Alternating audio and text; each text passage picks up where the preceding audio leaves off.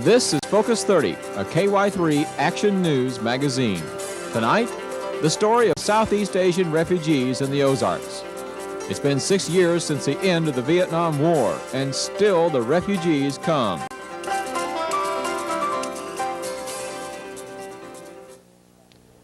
Good evening, I'm Ed Filmer. Tonight, stories about those who have sought their freedom and those who have lost it. First, freedom seekers, Indo-Chinese refugees.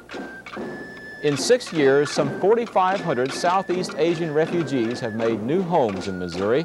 They've brought with them a new culture, a different way of life. Each year in Carthage, Missouri, several thousand gather for a Catholic celebration called Marian Day. Unusual sights and sounds for the Ozarks. In its history, this region has become home for immigrants of several nationalities, the Indo-Chinese the latest. Refugees from Southeast Asia.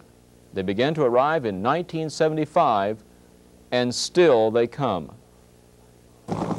April 30th, 1975, Saigon. As the U.S. Embassy was evacuated, thousands of Vietnamese thronged outside the gates, seeking refuge, flight from Vietnam, trying to join others who had already fled.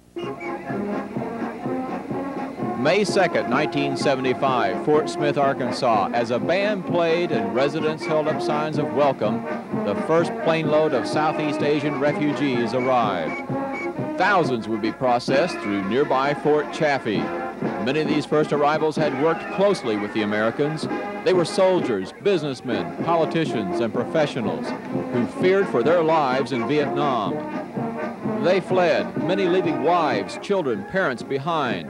They came, most with little more than the knowledge that their lives in Vietnam were behind them, perhaps forever. 6 years and 500,000 refugees later, and still they come. September 16, 1981, Springfield Regional Airport. The Kaik Na family arrives. Father, mother, 8 children, refugees for 6 years. They'd lived in camps in Thailand and the Philippines the last year and a half. This night, their long quest for freedom was finally ending. They followed the footsteps of 1,000 other Southeast Asian refugees who have come to the Ozarks. Mr. No? No. Greeting them, representatives of Springfield's Catholic Diocesan Resettlement Office. 2 groups, the Catholics and the Springfield Area Council of Churches, operate resettlement programs here. They find sponsors, homes, jobs, and offer English classes. After the first wave in 1975, the refugee flow's been continuous. Vietnamese, Cambodians, Laotians, many thought they could tolerate communist rule. Then they realized they couldn't. Kaik Na, a farmer in Cambodia, fled to Vietnam to escape the Khmer Rouge, then fled to Thailand to escape the communists. He and his family were among 325,000 in camps waiting. Many hoped to come to America. By President Carter's order 2 years ago, 14,000 a month are granted entrance. Under the communists, most have to bribe their way out. Many leave family members behind, wives, young children. Husbands and oldest sons leave first, hoping to send for the rest of the family later. Kaik Na is lucky. His family is still together. Over the years, the resettlement routine has been refined. Most refugees today come in with few belongings and little money. So the first few months, they're supported by and live in homes furnished by the sponsoring church. Welcome to your house. For many recent arrivals, even the ordinary furnishings of a modest Springfield home seem luxurious.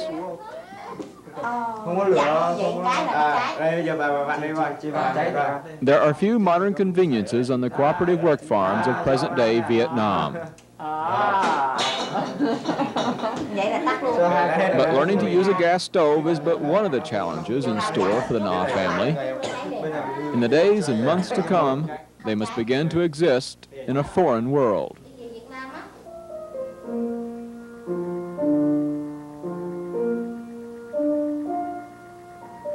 Gwen Nguyen was 11 years old the first time he ever played a piano or laid eyes on the United States. His father and mother and 6 brothers and sisters moved to Springfield October 2nd, 1975. They were among the first Vietnam refugees in town. One of the first Americans Gwen met was a music teacher. She heard him picking out a tune on a toy organ and started him on music lessons. Since then, he's won music contests playing piano and the oboe. This day, he was one of 16 students in a piano competition at Drury College. He played a Mozart sonata for the judge and the small audience of parents and teachers.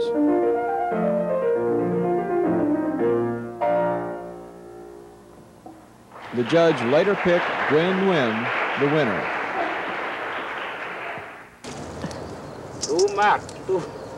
You see, that's too hard, that one. Their son's performance in that competition is one of many accomplishments the Nguyen's have carefully cultivated. All 9 Nguyen family members are today naturalized citizens, but that has been but one goal they've achieved since arriving as refugees a half-dozen years ago. Today, Ty Nguyen is an operator at the Southwest Sewage Treatment Plant. In Vietnam, he was a captain in the Special Police. He worked with American intelligence agents during the war. Because of that, he knew his fate under communist rule would be banishment to a work farm, jail, or even execution. So he and his family made their way by boat to Singapore. After 4 months there in a refugee camp, they were processed through Fort Chaffee, then to Springfield. He chose Springfield, he says, because it was a small city and a good place for his children. Their education has been the highest priority since the Nguyen's arrived. The goal, a college degree for each. 2 sons are away at college, electrical engineering students. Another works for the City Hall Engineering Department. One daughter is a computer science major. Another, a graduate of SMSU. Nia Nguyen works at a local restaurant now, a job she held through college. Her degree is in business administration, but so far she hasn't landed a job.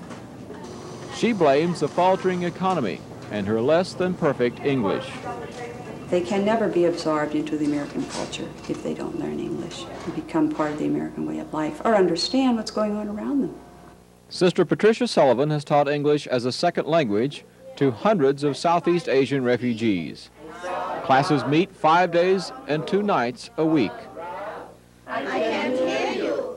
I said John Brown. I can't hear you. I said John Brown.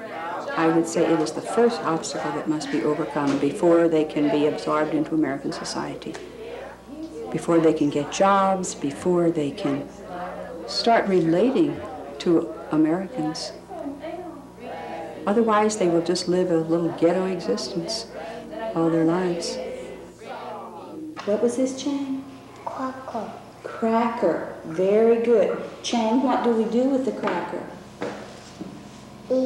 Eat. Very good. Now that Within a couple of days, the children of that newly arrived refugee family were in school, learning English. It's taught as a second language, starting off associating words with objects and actions. Southeast Asian refugees present a special challenge to teachers. They may have students from Laos, Cambodia, Vietnam, who speak one of several dialects. Or the refugee may be illiterate in his or her own language. Learning English is a major lesson, but everyday life in America presents dozens of others day after day. For example, on the newly arrived refugee family's first shopping trip, the children needed shoes and socks, but no one knew their shoe size. Where they'd come from, they'd never needed more than sandals. With help from a store clerk and translation by members of the Catholic Brotherhood helping them with their shopping, everyone finally found their size. Kaikna and his family had been in Springfield only a few days, yet his children were in school. He had a Social Security card, had registered with the Missouri Office of Employment Security, and already had a job offer in one of Springfield's Chinese restaurants. His Catholic sponsors want his and other refugee families to become self-sufficient within a few months. Refugees do qualify for some public welfare, but are encouraged to get jobs and become taxpayers as soon as possible. They'll take almost any job they're offered, which has led some Americans to believe they take away Americans' jobs. But those who work closely with refugees disagree with that contention. Because they're taking jobs that the average American wouldn't take. They are cleaning department stores at 3 o'clock in the morning. They're doing jobs that most Americans who are on welfare, wouldn't take. The jobs that they take, well, employers tell us that many of the jobs that they now seek us out to say, do you have any more refugees that could do these jobs, that Americans won't stay with them very long when they train them for a job, and sometimes they're not dependable. The people in minimum wage jobs Americans don't seem to put as much importance in those jobs, dishwashing, kitchen jobs, custodian. I don't think they are taking Americans' jobs. The jobs are there. Americans don't want those jobs. Very few of our families depend on any kind of government support, and I think that's been a common misconception, too. That people think they come and get on welfare and stay on it, but that has not been the case in the families that we've worked with, because they want to make it on their own, and we see to it that they do.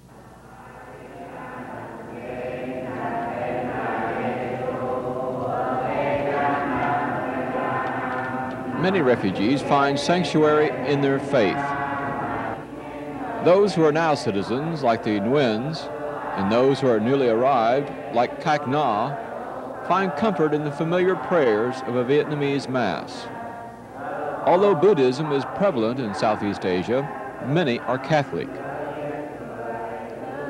As the refugees' lives have changed in this country, their presence has affected the lives of those who have helped them.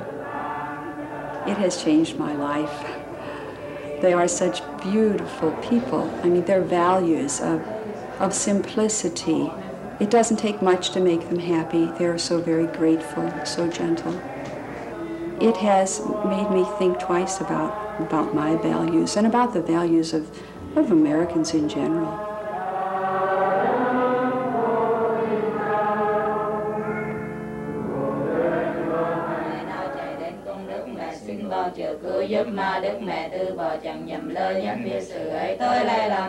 For the Nguyen's, prayer has been a daily ritual during their 6 years here. They pray for their family still in Vietnam. Thai Nguyen left behind 4 sisters. They labor now on a work farm, mistreated, they tell him, and always ill-fed. Family ties are very strong. Indo-Chinese say they feel as close to cousins as to brothers and sisters, as close to aunts and uncles as to parents. Mrs. Nguyen tells her children about their grandparents. They must never forget them, she says. Your family is all that you are, all that you have been, all that you will be.